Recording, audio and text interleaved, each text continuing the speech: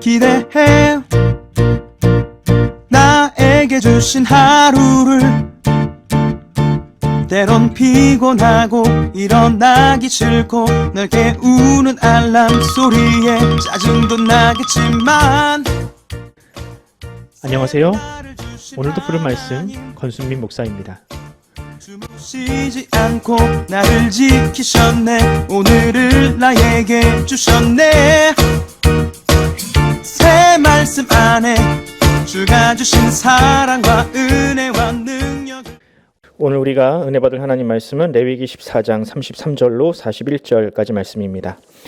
여호와께서 모세와 아론에게 말씀하여 이르시되 내가 내게 기업으로 주는 가나안 땅에 너희가 이를 때에 너희 기업의 땅에서 어떤 집에 나병 색점을 발생하게 하거든 그 집 주인은 제사장에게 가서 알리기를 무슨 색점이 집에 생겼다 할 것이요.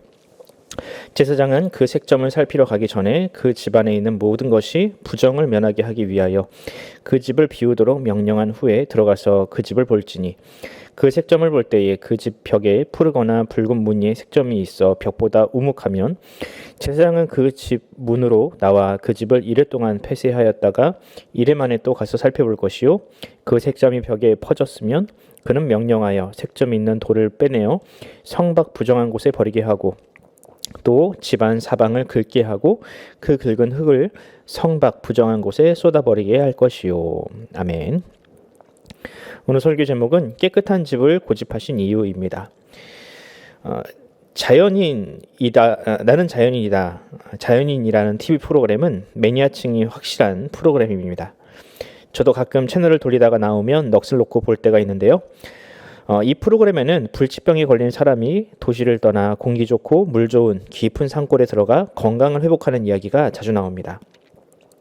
따뜻한 물도 나오지 않고 음식도 척박한 산골짜기에서 사는 것이 왜 건강에 좋은지 저는 잘 모르겠지만 그래도 그런 식으로 건강을 회복한 사람들이 많은 것을 보면 분명 환경은 사람의 몸에 지대한 영향을 끼치는 것은 분명해 보입니다. 이처럼 주거는 단순히 잠을 자는 곳이 아니라 사람의 정신과 영혼에 영향을 주는 매우 중요한 공간입니다. 그래서 요즘 사람들은 화려하고 복잡한 인테리어보다는 생각을 정돈하기 좋은 깔끔한 인테리어를 선호합니다. 인테리어도 중요하지만 그 집에 어떤 사람과 함께 사느냐도 중요합니다. 아무리 비싸고 호화로운 집에 살아도 함께 사는 사람이 불편하고 또 스트레스를 주는 존재라면 그 집은 그만한 값어치를 할 수 없습니다. 그래서 우리나라에서 유행했던 어떤 노래의 가사에도 이런 내용이 나오지 않습니까? 멋쟁이 높은 빌딩의 시대지만 유행 따라 사는 것도 제멋이지만 반딧불 처가집도 님과 함께면 나는 좋아 님과 함께면. 이렇게 읽으니까 또 색다르네요. 오늘 본문에는 비록 지금은 천막에서 유량하는 신세이지만 장차 가나안 땅에 들어가서 멋진 집을 짓고 살게 될 이스라엘 백성들에게 주시는 하나님의 말씀이 기록되어 있습니다. 자, 과연 이 본문이 우리에게 주는 영적 의미는 과연 무엇일까 한번 봅시다. 레위기 14장을 보면 전체적으로 나병, 그러니까 요즘 말로 하면 전염병 혹은 감염병을 어떻게 대처해야 할 것인지에 대한 말씀이 기록되어 있습니다. 그리고 오늘 본문은 이 집에 생기는 나병에 관한 규례인데요. 34절을 제가 한번 다시 읽어보도록 하겠습니다. 내가 내게 기업으로 주는 가나안 땅에 너희가 이를 때에 너희 기업의 땅에서 어떤 집에 나병, 색점을 발생하게 하거든. 아멘. 아마도 이 본문을 접하시는 분들 중에는 집에 무슨 나병이 생기나 의아해하시는 분들이 분명히 계실 것 같습니다. 분명 이 나병이라는 것은 피부병의 일종인데 집에 이 피부병이 생긴다.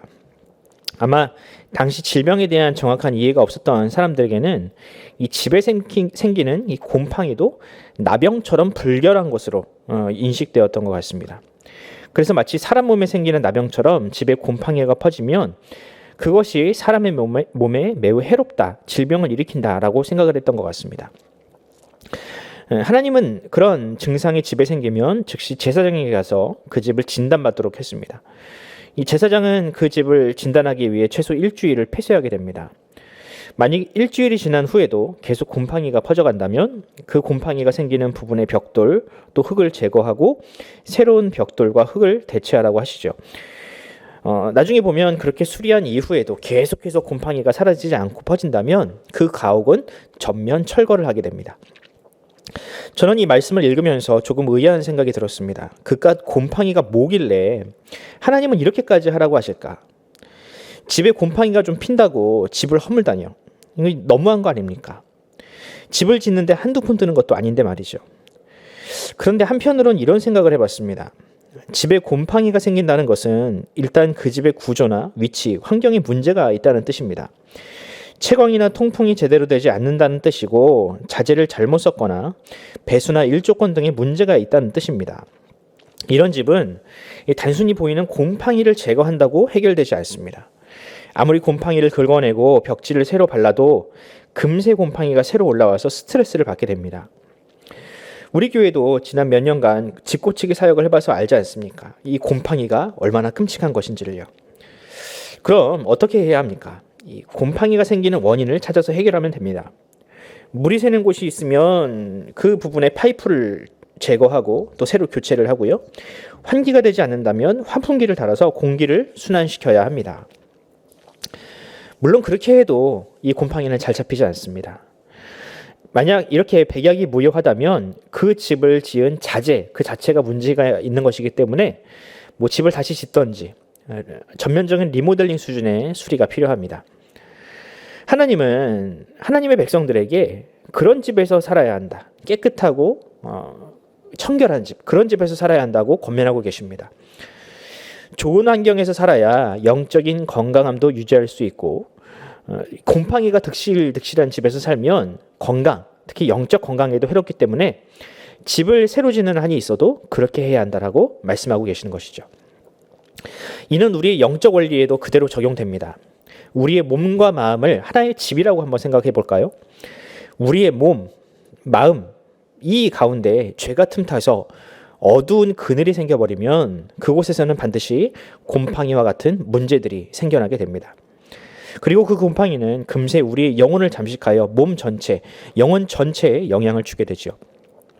특히 죄는 곰팡이보다 무서운 파급력이 있습니다. 아무리 작은 죄라도 그 죄를 그냥 두게 되면 그 죄는 우리의 모든 것을 망가뜨려 버립니다. 그런데 문제는 이 죄라는 곰팡이, 과연 우리가 어떻게 할 수 없다는 것이 문제입니다. 집에 곰팡이만 생겨도 그것이 백약이 무효한데 우리의 영혼을 잠식하고 있는 이 죄는 우리가 절대로 해결할 수 없습니다. 그래서 하나님은 오늘 본문의 말씀처럼 우리를 위하여 새 집을 지어주셨습니다. 바로 그 집이 예수 그리스도라는 집입니다. 요한복음 2장 19절을 제가 한번 읽어보도록 하겠습니다. 예수께서 대답하여 이르시되 너희가 이 성전을 헐라 내가 사흘 동안에 일으키리라. 아멘.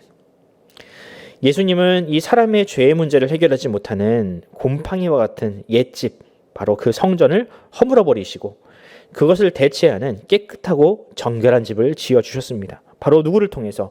예수 그리스도, 그분을 통해서 그 집은 새로 지어졌습니다. 물론 그 과정은 집을 허무는 것처럼 고통스럽고 험난했습니다. 하지만 예수님은 우리가 거주하려는 바로 그 새로운 집이 되시려고 이 땅 가운데 오셔서 그 모든 고초와 또한 고난을 감당하셨습니다. 이제 예수님을 믿는 우리는 하나님의 백성이 되어 그 집에서 예수님과 함께 영원히 거하게 되었습니다. 그럼 그런 집에서 사는 우리에게 필요한 것은 무엇일까요? 새 집에 이사를 가면 그 새 집처럼 그 몸과 마음도 깨끗해지게 됩니다. 그 집에 어울리는 사람이 되는 것이죠. 마찬가지로 우리도 그런 새 집, 영적인 새 집, 예수 그리스도라는 집에 어울리는 사람이 되어야 합니다. 혹시 내가 바깥에서 더러운 오물을 묻히고 다니지는 않았는지, 그래서 그 집에 함께 거주하고 있는 예수님과 함께 또 성도들과 함께 사는 데 민폐가 되고 있지는 않는지 우리 스스로를 늘 점검해 봐야 합니다. 사랑하는 성도 여러분, 우리 그 집에 걸맞는 사람으로 살아갑시다. 더 나아가서 우리도 지금 이 죄라는 곰팡이가 피는 더러운 집에서 살고 있는 그들을 우리가 불쌍히 여김으로 그들을 위하여 또한 깨끗한 집이 되어줍시다. 그들이 우리를 통해 쉼과 회복, 평안을 누리도록 예수님처럼 새로운 집, 깨끗한 집이 되어줍시다. 오늘 하루 그런 깨끗한 집으로 살아가시는 저와 여러분이 되기를 간절히 소원합니다. 기도하겠습니다. 하나님 아버지, 은혜와 사랑을 감사합니다.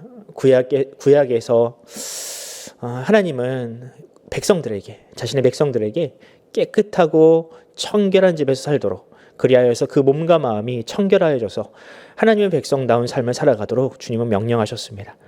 하지만 그들은 그 집을 깨끗이 하지 못했을 뿐만 아니라 그 마음에 있는 죄, 이 더러운 곰팡이와 같은 죄도 털어내지 못한 한계가 있었습니다. 하지만 주님은 그런 그들을 위하여 자신의 몸을 내어주시고 스스로가 깨끗하고 청결한 집이 되어 우리에게 그 집을 내어주셨습니다. 하나님 아버지, 과연 우리는 예수 그리스도라는 그 깨끗한 집에 어울리는 인생입니까? 과연 우리는 그런 인생을 살고 있습니까? 주님, 우리의 죄를 주님께서 깨끗하게 씻어주시고 우리로 하여금 그 집에 어울리는 삶을 살아가게 하여 주시옵소서. 무엇보다 주님, 우리가 이웃들에게 정말 하나님의 백성다운 삶, 하나님의 백성으로서 정말 깨끗하고 정결한 삶을 삶으로 말미암아 그들로 하여금 그 집을 사모하게 하시고 그들도 이와 같이 예수 그리스도라는 그 집에서 함께 거주하는 거룩한 백성이 되게 하여 주시옵소서. 감사드리며 우리 구주 예수 그리스도의 이름으로 기도드립니다. 아멘.